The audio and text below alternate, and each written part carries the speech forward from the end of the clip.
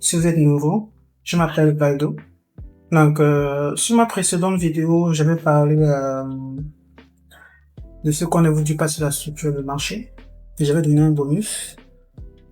C'était que les techniques pour repérer au mieux, je vous ai montré une technique pour repérer au mieux la structure du marché. L'importance des grands time frames, c'est-à-dire les time frames illégaux comme le weekly, le daily, le H4. En dessous, ce sont les time frames inférieurs. Et je vais aussi parler de l'importance de bien placer son stop loss. Donc là, aujourd'hui, pour le coup, j'ai décidé de vous faire une autre vidéo sur les zones et confirmations de structure. Ok. La dernière fois, nous avons parlé de la structure. Nous avons la structure haussière. J'avais dit que c'était caractérisé par des pics de plus en plus hauts et de creux de plus en plus hauts. La structure baissière qui était caractérisée par des pics de plus en plus bas et des creux de plus en plus bas.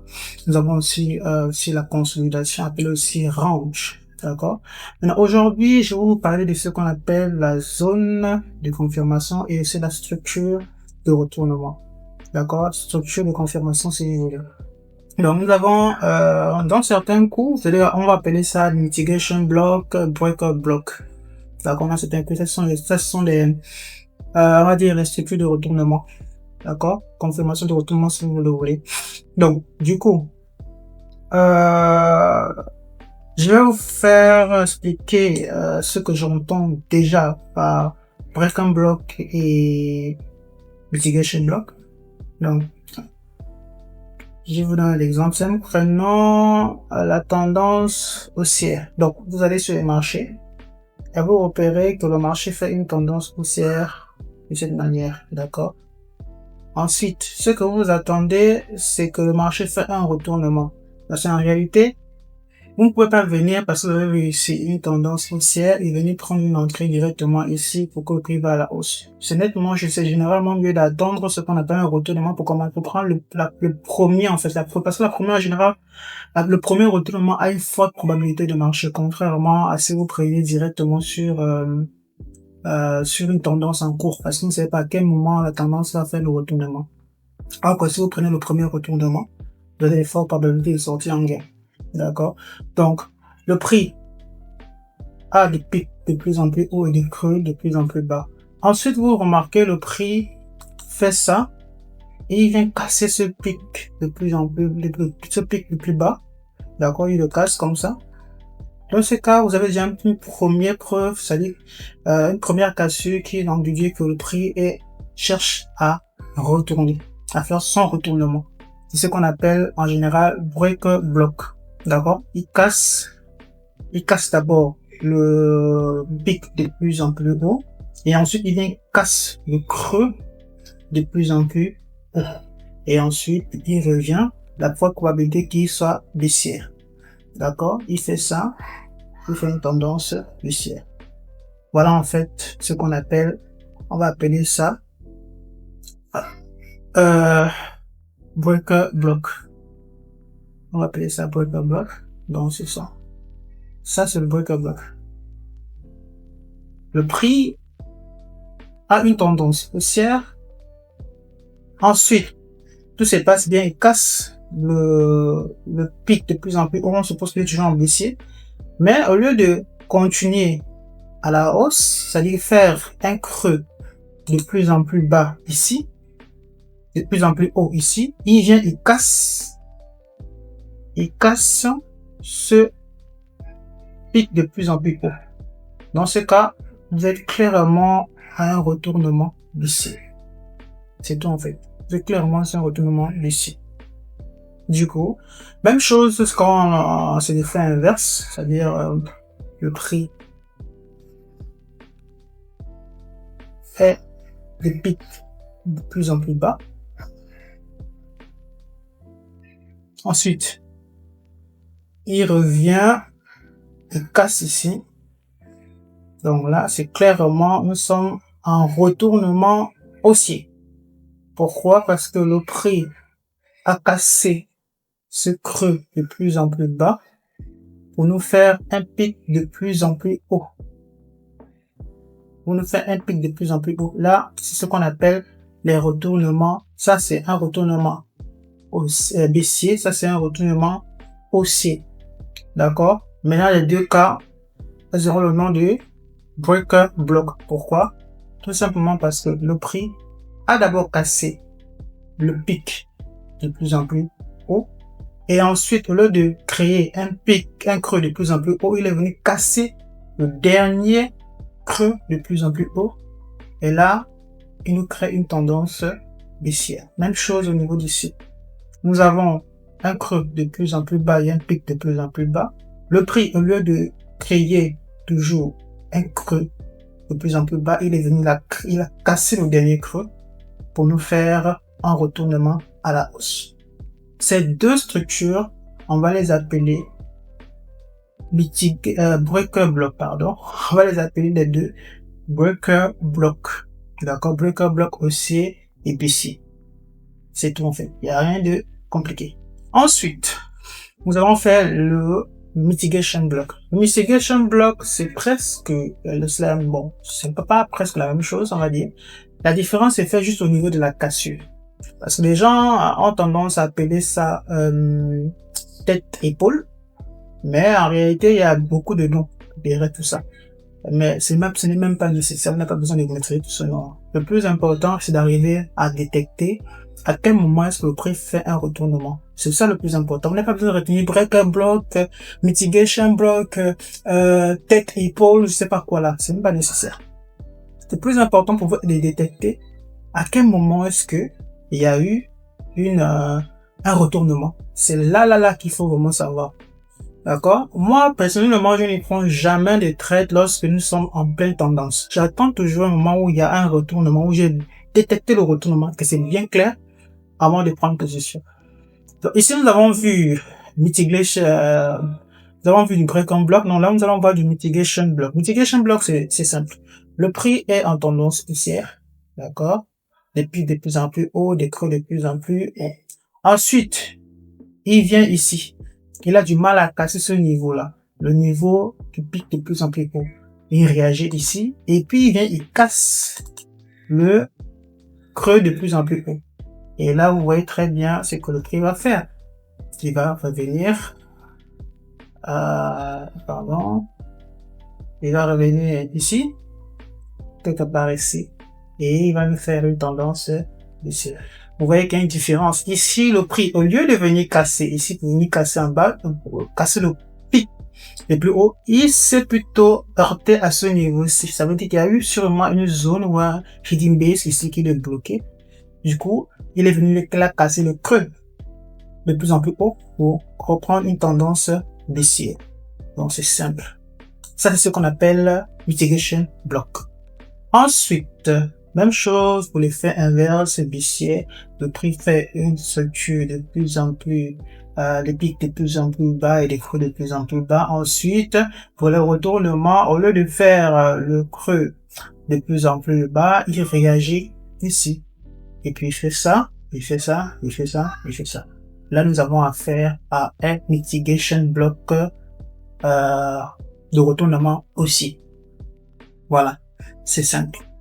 Vous avez donc l'explication des mitigation block et breaker block, ou bien si vous voulez l'appeler tête épaule, triple tête épaule si vous voulez. Le plus important, c'est d'arriver à détecter à quel moment est-ce que le marché fait son retournement. C'est ça le plus important. C'est de détecter à quel moment le marché fait le retournement. Donc les gars, restez à la fin de la vidéo parce que j'ai une autre bonus à vous montrer à la fin, quelque chose de très important, et très technique aussi pour pouvoir détecter le retournement. Voilà. De toute façon, en réalité, je vais vous montrer les vraies réalités du marché parce que ce que j'explique ici là, ça a l'air autant simple, mais si vous allez sur les graphiques du marché, vous risquez de pas trouver ça. C'est ça en fait. Donc je vais vous montrer une technique simple de pouvoir détecter ces retournements là le plus facilement possible. Donc, bref des paroles, je vais vous expliquer ce que les deux principaux retournements nécessaires, breaker block, mitigation block, ou soit haussier, baissier, je vais vous expliquer ça ici. Ici, nous avons breaker block, haussier, baissier, mitigation block, haussier et baissier. Maintenant, on va parler d'un truc très important, c'est des zones. Les zones de réaction. Parce qu'en réalité, le prix, lorsque le prix fait par exemple un mouvement aussi, comme ça, comme ça, comme ça, comme ça, comme ça, comme ça. La question que vous devez vous poser, c'est pourquoi est-ce que le prix réagit ici, sur ce creux-là, alors qu'il peut aussi venir bien réagir ici, ou bien réagir ici, ou réagir ici. C'est la question que vous devez vous poser. Parce qu'en réalité, sur le marché, le prix peut réagir, oui ou non, il peut réagir ici, ou bien il peut réagir ici. Rien qu'à la limite ici, il peut réagir là. Ou bien, au pire, il peut réagir ici, il casse, vous dites que là, il est baissé, et puis il revient à la hausse. Il revient à la hausse. Vous voyez, en fait, la question que vous devez vous poser, c'est à quel moment quand est-ce que le prix va réagir? C'est ça, en fait, que vous devez comprendre. À quel moment est-ce que le prix réagira? Où est-ce que le prix va être bloqué pour pouvoir reprendre sa poussée haussière? C'est ce qu'on appelle les zones de réaction. D'accord? Les zones de réaction sont généralement, je vous donne un exemple simple, peuvent être à l'intérieur. Par exemple, le prix fait un mouvement baissier. D'accord? Il fait un mouvement baissier comme ça. Ensuite, il vient, il casse. D'accord? Il repart à la hausse. D'accord? Maintenant, où est-ce que le prix va réagir? Il y a plusieurs zones à détecter. Dès que le prix a déjà cassé ce niveau-là,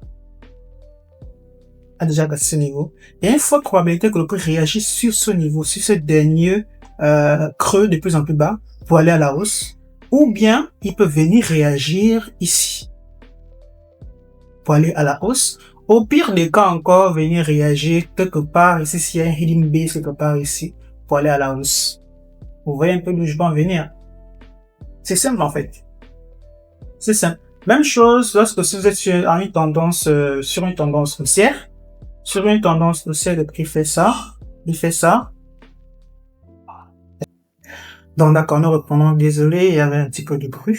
Ok. Où est-ce que j'en étais? J'étais sur une tendance haussière. D'accord. Comme ça, comme ça, comme ça. Maintenant, le problème en est que il faut qu'on trouve les zones où est-ce que le prix peut réagir pour repousser pour aller à la hausse. Nous avons plusieurs endroits. Nous avons ici, d'accord, le pic qui est de plus en plus haut. Nous avons aussi ici, d'accord, qui est le dernier creux. Et on peut aussi avoir en haut de ce dernier creux un hidden base où le prix peut venir réagir, soit ici, ici, pour aller à la hausse. Cela dépendra en fait du marché. Le marché réagit où est-ce qu'il veut, où il veut. C'est pas à vous de décider où est-ce que le marché peut réagir. D'accord? Le prix peut redescendre plus ici, quand je sais ici, là, pour aller à la hausse. Généralement, ça arrive quand il y a les imbalances, c'est-à-dire que la liquidité des marchés, ou bien une annonce économique. Ça peut souvent arriver. D'accord? Ensuite, ce que je vous ai expliqué, c'est la même chose sur une tendance baissière. C'est la même chose sur une tendance baissière. Quand le marché est à la baisse, comme ça. Ok. Le prix réagit où il veut. Il peut venir réagir ici pour aller à la baisse. Il peut venir réagir ici pour aller à la baisse. Ou bien ici dedans pour aller à la baisse. Donc, vous ne pouvez pas dire clairement où est-ce que le prix peut réagir. Il n'y a aucun moyen de le deviner parce que le marché fait ce qu'il peut venir réagir ici, il peut venir réagir ici, il peut venir réagir ici. Au pire, il peut même venir ici, là. Il n'y avait aucune zone, mais il vient ici comme ça. Et il s'en va. C'est ça, en fait, que vous devez comprendre parce que on fait des analyses. Donc, si vous avez compris ce principe-là, c'est clairement, vous avez compris le marché.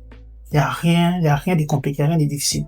Le plus difficile, ça sera plutôt de pratiquer, de faire des exercices. Parce qu'il ne suffit pas seulement de comprendre. Ce que j'explique là, c'est ce que vous devez comprendre théoriquement. Mais sur les graphiques, c'est pas pareil. Sur le graphique, vous allez voir des retournements partout. C'est ça le problème en fait. Retournements, cassures, vous allez voir ça partout sur le graphique. Maintenant, il y a des techniques que nous, les traders, on utilise pour détecter clairement, spécifiquement un retournement ou une continuation de structure, une cassure de structure. C'est ça en fait. Ce qui fait que vous ne pouvez pas aller sur le marché. Les gens qui vont dire qu'ils traitent tous les jours, traitent tous les jours, les menteurs. On ne peut pas trader tous les jours parce que le trading, c'est en termes d'opportunité. C'est en termes d'opportunité. Tant qu'il n'y a pas d'opportunité, ça ne sert à rien d'aller au marché, sinon vous risquez de perdre votre argent en fait.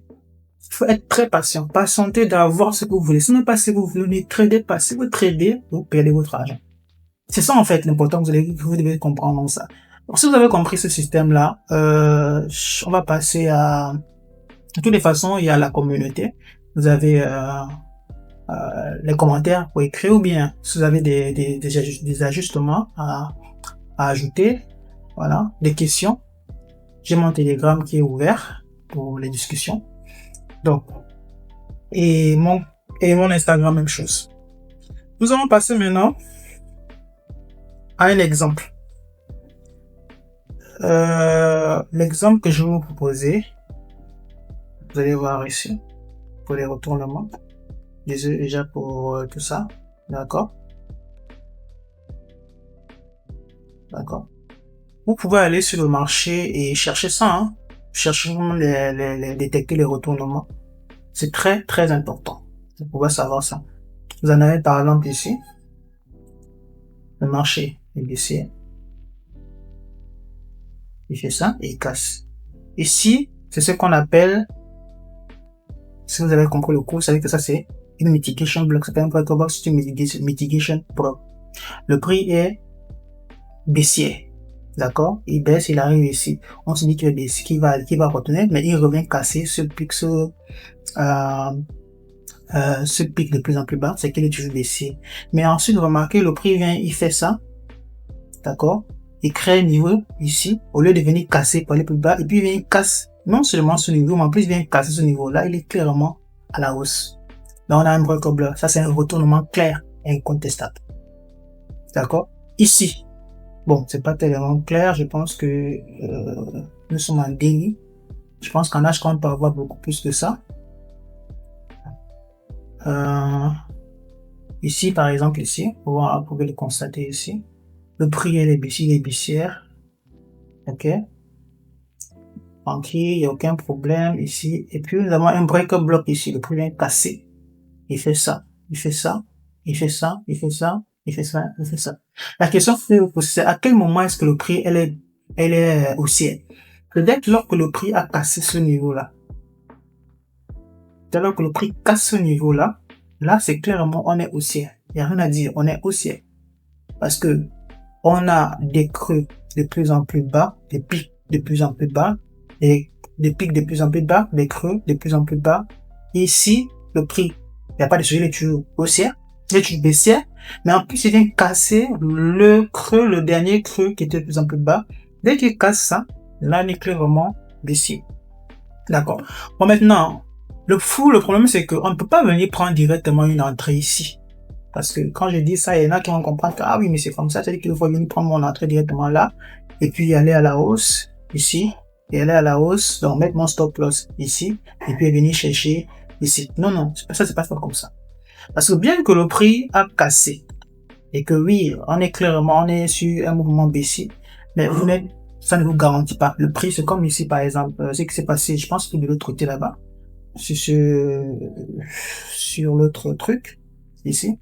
Le prix est venu ici, c'est bien qu'il n'a pas cassé là, mais le prix peut faire ce qu'on appelle les fausses cassures. D'accord? Il vient, il casse, et puis il retourne encore à la baisse. C'est-à-dire, il a bien fait ça, vous avez à faire un break-up block, il vient là, il casse là, et puis il vient ici, il continue sa baisse. Le prix fait ce qu'il veut. Il n'a pas besoin de vous, il ne peut pas, ça ne suit pas forcément toutes les stratégies. C'est comme ça, en fait.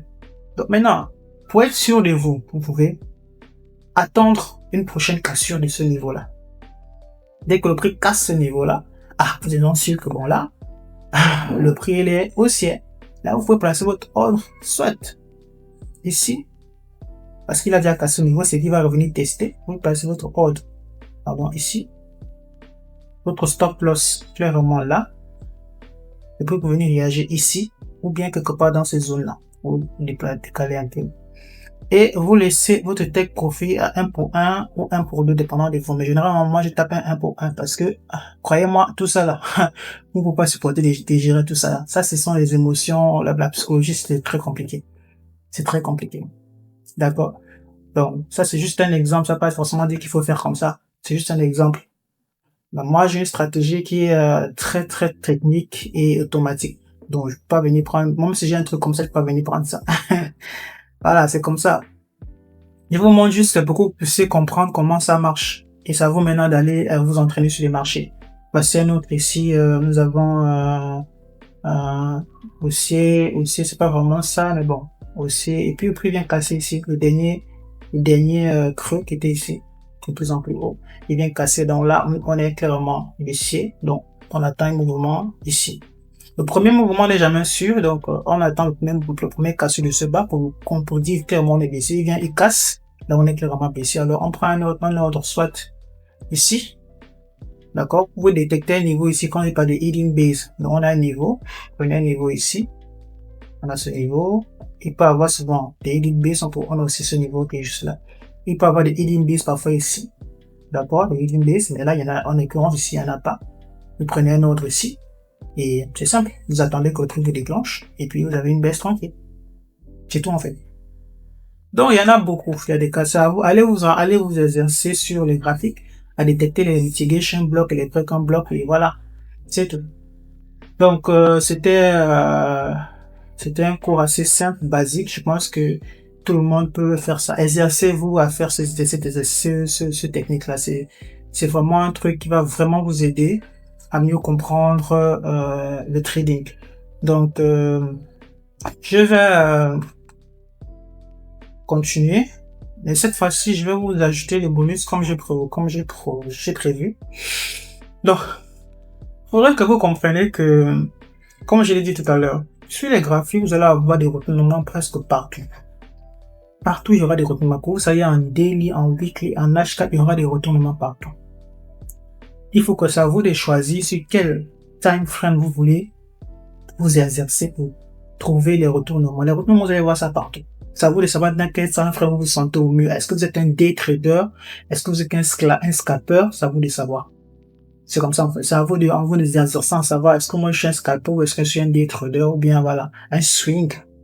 Voilà. Maintenant, pour détecter un retournement, vous avez plusieurs méthodes. Soit vous faites la méthode que je vous ai montrée tout à l'heure là, où vous allez suivre les bougies, voir les tendances et détecter un retournement. Ou bien vous pouvez utiliser les bougies. Voilà. Ça, c'est mon bonus que je vous donne. Et je pense que je vais faire ça à un autre cours précédent où je vais expliquer comment est-ce qu'on peut détecter un retournement avec une bougie sur un time frame élevé. Je vous montre ça tout de suite là. Ok. D'accord. Vous voyez cette paire là. Cette paire. Voici une bougie qu'on va appeler bougie d'avalement. D'accord. Ici, clairement, le prix, elle est baissière. Même la structure le demande parce que le prix, il fait une structure haussière comme ça, comme ça, comme ça. Et ensuite, il vient casser ici. Donc, dans ce cas, le prix a plusieurs endroits où il peut réagir. Il peut réagir ici. Il peut réagir même ici. Il peut réagir. N'importe où dans cette zone-là, il peut réagir. Vous voyez que le prix est venu là réagir. Si nous a fait cette bougie en global, ça veut dire qu'il est c'est clairement sûr que le prix, la prochaine bougie qui va suivre sera baissier. Mais qu'est-ce que vous remarquez? Nous sommes en weekly. Nous sommes en weekly. C'est que si le prix en weekly est baissé, c'est que clairement en daily, le prix aussi, elle est baissier. Donc nous allons ici. En daily, vous pouvez remarquer en daily, une structure baissière. Le prix vient ici, il est toujours baissier parce que, si vous avez bien vu ici, le prix n'a pas cassé. Il n'a pas vraiment cassé le creux de plus en plus bas. Il est venu là chuter. Ça veut donc dire que la prochaine bougie weekly qui va venir sera baissier. Sera baissier. Je ne sais pas si vous comprenez, je vais en venir. Même là, c'est vrai que ça ne se voit pas clairement, mais si vous l'étendez par là en H4, vous allez voir qu'ici, nous avons une tendance baissière, haussière, pardon, et qu'on a cassé ici. Donc le prix a de fortes probabilités de venir réagir ici, là, pour aller à la baisse. La preuve, je vais mettre ici, mon ordre, là. 1 pour 1 ou 1 pour 2, ça dépendra de vous, mais moi j'irai généralement 1 pour 1, au max 1 pour 2, comme ça. Dès que le prix a cassé ce niveau, le prix peut venir réagir soit ici, pour venir à la baisse. Il faut quand même décaler votre stop loss. Il ne faut pas être gourmand avec le stop loss. Et voilà, on met ça comme ça. Et vous allez voir que le marché m'a déclenché. j'ai un TP. Apparemment, il m'a pas dit, j'ai mis trop bas. Sans se pose m'a déclenché si j'ai mis un TP. Voilà. C'est simple. Donc, vous pouvez vous servir du Hyatt Side Frame, détecter un retournement, que ce soit en weekly ou en daily, détecter un retournement. Et vous servir des lower time frames, c'est-à-dire les time frames inférieurs, pour pouvoir mieux analyser le retournement. C'est simple en fait. Je vais vous montrer ici un exemple. Vous avez ici un retournement en weekly. D'accord? Le prix vient ici. Vous avez deux endroits où le prix peut réagir. On a un heading base ici. D'accord? On a un premier niveau ici. On a un heading base ici. On a ce niveau ici. Mais ce que vous devez chercher, c'est ce qu'on appelle la confirmation. C'est une bougie englobante. Dès que vous apercevez une bougie englobante à ce niveau en question, vous êtes sûr que le prix va aller à la baisse. C'est tout en fait. La preuve, elle est ici. Donc c'est tout pour cette vidéo. Je ne veux pas que ce soit long, mais si vous avez des questions, laissez-les en commentaire. Likez, partagez, abonnez-vous. Donc, peace.